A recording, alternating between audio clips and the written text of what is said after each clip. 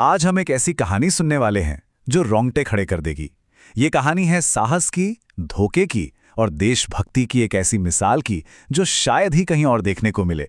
ये कहानी है मेजर मोहित शर्मा की, एक ऐसे इंसान की जिसने अपने देश के लिए अपनी पहचान तक को दांव पर लगा दिया। चलिए समय में थोड़ा पीछे चलते हैं। साल था 2004, महीना मार्च का। जगह जम्मू कश्मीर का शोपिया जिला।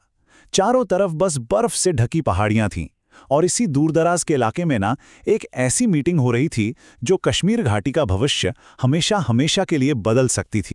अब जरा उस जगह का माहौल सोचिए। चारों तरफ एकदम सन्नाटा और हवा में एक अजीब सा तनाव। पास में ही एक लकड़ी की झोपड़ी थी और उसके अंदर धुएं के बीच बैठे थे दक्षिण कश्मीर के दो सबसे खूंखार, सबसे वांटेड आतंकवादी कमांडर अपने अगले खतरनाक प्लान की तैयारी करते हुए। लेकिन वो अकेले नहीं थे। उनके साथ एक तीसरा आदमी भी था। नाम था उसका इफ्तिकार भट्ट। और इन कमांडरों को लगता था कि वो उन्हीं में से एक हैं। मतलब इफ्तिकार ने महीनों लगाकर बड़ी चालाकी से उनके ग्रुप में अपनी जगह बनाई थी, उनका भरोसा जीता था। सब कुछ ठीक चल रहा था, पर फिर अचानक से कुछ हुआ। माहौल एकदम बदल गया। एक कमांडर को ना किसी छोटी सी बात पर इफ्तिकार पर शक हो गया। उसने सीधा इफ्तिकार की आंखों में देखा और पूछा, तुम आखिर हो कौन? सोचिए उस कमरे में कैसा सन्नाटा छा गया होगा, इतना कि सांस लेने की आवाज भी सुनाई दे जाए। अब इफ्तिखार के पास सोचने का वक्त नहीं था। एक पल की भी देरी और खेल खत्म। तो जैसे ही उसे लगा कि अब बात हाथ से निकल रही है, उसने वो किया जिसके लिए वो ट्रेन हुआ था। बिजली की तेजी से उसने एक्शन लिया। और बस कुछ ही सेकंड्स के अंदर दक्षिण कश्मीर के वो दोनों बड़े आतंकवादी कमांडर ढेर हो चुके थे। उनके पूरे नेटवर्क के लिए ये एक बहुत बड़ा झटका था। तो ये कोई गद्दारी नहीं थी, ये था एक परफेक्टली प्लान किया हुआ अंडरकवर ऑपरेशन, एक ऐसा मिशन जिसने न जाने कितनी मासूम जानें बचाईं। तो सवाल ये है कि आखिर ये इफ्तिखार भट्ट था कौन? इफ्तिखार भट्ट के इस रूप में थे वन पैरा स्पेशल फोर्सेस के मेजर मोहित शर्मा। चलिए इस हीरो की कहानी को ना एकदम शुरू से जानते हैं। देखिए, हर हीरो की कहानी में एक संघर्ष तो होता ही है। मोहित की कहानी में भी था। एक तरफ था उनका परिवार जो चाहता था कि बेटा इंजीनियर बने, एक अच्छी सेफ नौकरी करे, और दूसरी तरफ थे मोहित जिनका सपना सिर्फ एक था, इंडियन आर्मी। उनका दिल तो बस वर्दी के लिए, देश के लिए धड़कता था। अपने सपने के लिए ना मोहित किसी भी हद तक जा सकते थे। परिवार के कहने पर इंजीनियरिंग कॉलेज में एडमिशन तो ले लिया, लेकिन जब बाकी दोस्त इंजीनियरिंग की किताबों में उलझे थे, मोहित चुपके चुपके एनडीए की तैयारी कर रहे थे। हद तो तब हो गई जब उनका एनडीए का कॉल लेटर आया और घर वालों ने उसे छिपा दिया। लेकिन मोहित ने हार नहीं मानी। उन्होंने सीधा एग्जाम ऑफिस फोन किया और पता लगा लिया कि वो सिलेक्ट हो गए हैं। जब घर वालों ने उन्हें फिर रोकने की कोशिश की तो मोहित शर्मा ने बस एक बात कही, या तो इंडियन आर्मी या कुछ भी नहीं। उनके इस जुनून, इस जिद के आगे परिवार को आखिर में झुकना ही पड़ा। और देखिए, कमाल की बात यह है कि जो माँ पहले उनके इस फैसले के सख्त खिलाफ थी, आखिर में उन्होंने ही उनकी सबसे ज्यादा मदद की। आर्मी के मेडिकल एग्जाम के लिए मोहित का वजन थोड़ा कम था, तो उनकी माँ ने सिर्फ 4 हफ्तों में उनका 8 किलो वजन बढ़वाया ताकि वो मेडिकली फिट हो सकें। तो चलिए अब बात करते हैं उनकी शानदार मिलिट्री करियर की।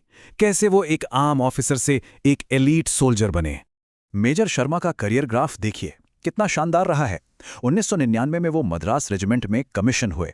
अगले ही साल 2000 में उनकी पहली पोस्टिंग जम्मू कश्मीर में हुई। 2002 तक तो उन्हें chief of army staff commendation medal भी मिल गया। और फिर 2003 में उन्होंने वो कर दिखाया जिसका सपना हर फौजी देखता है। वो elite one para special forces में शामिल हो गए। और 2004 में उसी अंडरकवर मिशन के लिए उन्हें सेना मेडल फॉर गैलेंट्री से नवाजा गया। मतलब हर कदम पर उन्होंने खुद को साबित किया। अब वापस आते हैं इफ्तिकार भट्ट पर। मतलब ये कोई आसान काम नहीं था। मेजर मोहित शर्मा ने इस किरदार में ढलने के लिए गजब की मेहनत की। लंबी दाढ़ी और बाल बढ़ाए, कश्मीरी लहजे में डोगरी और उर्दू बोलना सीखा, यहां तक कि कुरान की आयतें भी याद की। और सबसे जरूरी, उन्होंने एक झूठी कहानी बनाई कि कैसे आर्मी ने उनके भाई को मार दिया था और अब वो बदला लेना चाहते हैं। इसी कहानी ने आतंकवादियों का भरोसा जीतने में मदद की। अब कहानी का रुख उस तरफ मुड़ता है जो हम कभी नहीं चाहते। बात है मार्च 2009 की। मेजर मोहित शर्मा अपने आखिरी मिशन पर थे, कुपवाड़ा के घने जंगलों में। तारीख थी 21 मार्च 2009। जगह हापरूडा का जंगल।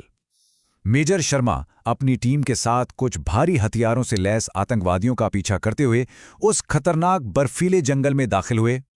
और फिर अचानक जंगल की खामोशी गोलियों की आवाज से टूट गई। आतंकवादियों ने घात लगाकर हमला कर दिया था, वो भी 3 तरफ से। मेजर शर्मा और उनकी टीम एक तरह से मौत के जाल में फंस गई थी। ऐसे मुश्किल हालात में एक लीडर की पहचान होती है। मेजर शर्मा ने अपने 2 साथियों को सुरक्षित जगह पर जाने को कहा और खुद दुश्मन की गोलियों का सामना करने के लिए आगे आ गए।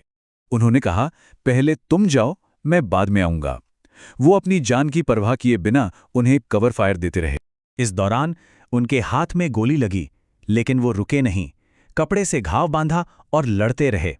उन्होंने देखा कि उनका एक साथी घायल है, तो उसे बचाने के लिए वो मशीन गन लेकर दौड़े। उन्होंने अकेले ही 4 आतंकवादियों को ढेर कर दिया और अपनी टीम को बचा लिया। लेकिन इसी दौरान दुश्मन की एक गोली उनके सीने पर आ लगी। मेजर मोहित शर्मा ने अपना सर्वोच्च बलिदान दे दिया, लेकिन उनकी विरासत आज भी जिंदा है। चलिए देखते हैं कि उनके इस बलिदान का क्या असर हुआ। वो ऑपरेशन जिसका नेतृत्व मेजर शर्मा कर रहे थे 5 दिन तक चला और उस ऑपरेशन में कुल 17 आतंकवादी मारे गए। मतलब उनका बलिदान व्यर्थ नहीं गया। उनके इस अदम्य साहस और सर्वोच्च बलिदान के लिए देश ने उन्हें अपने सबसे बड़े शांतिकालीन वीरता पुरस्कार अशोक चक्र से सम्मानित किया। ये सम्मान उनकी बहादुरी और देश के लिए उनकी निस्वार्थ सेवा को सलाम है। मेजर मोहित शर्मा की एक कहानी ना हमें सोचने पर मजबूर करती है। आखिर वो क्या चीज़ है जो किसी इंसान को खुद से भी बड़ा सोचने के लिए, देश के लिए जीने और मरने के लिए प्रेरित करती है? अपनी जान की परवाह किए बिना दूसरों के लिए खुद को कुर्बान कर देने का जज्बा कहाँ से आता है? शायद इस सवाल का जवाब हमें हर सैनिक की आंखों में मिलता है जो सरहद पर खड़ा है,